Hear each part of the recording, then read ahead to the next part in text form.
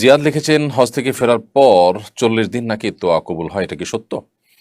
হজ থেকে ফেরার পর হাজী সাহেবদের 40 দিন পর্যন্ত দোয়া কবুল হয় মর্মে একটি কথা আমাদের সমাজে প্রচলিত আছে। এই বিষয়ে আমরা এর আগেও বারবার বিভিন্ন জায়গায় প্রশ্ন উত্তর দিয়েছি।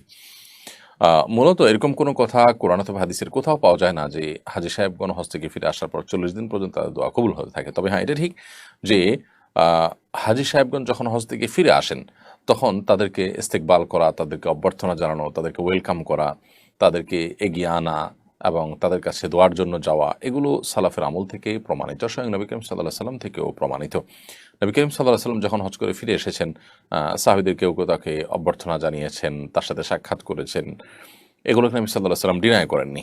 এখান থেকে বোঝা যায় যে হজ থেকে ফিরে আসা মানুষ তিনি যদি সঠিক পদ্ধতিতে মাবরুর হজ করে থাকেন তাহলে আল্লাহ তাআলা তাকে নিষ্পাপত্য দান করেছেন। তিনি অনেক ইবাদতের তৌফিক পেয়েছেন, কষ্টসাধ্য ইবাদত করেছেন, ইসলামের একটা গুরুত্বপূর্ণ রোকন সম্পাদন করে এসেছেন।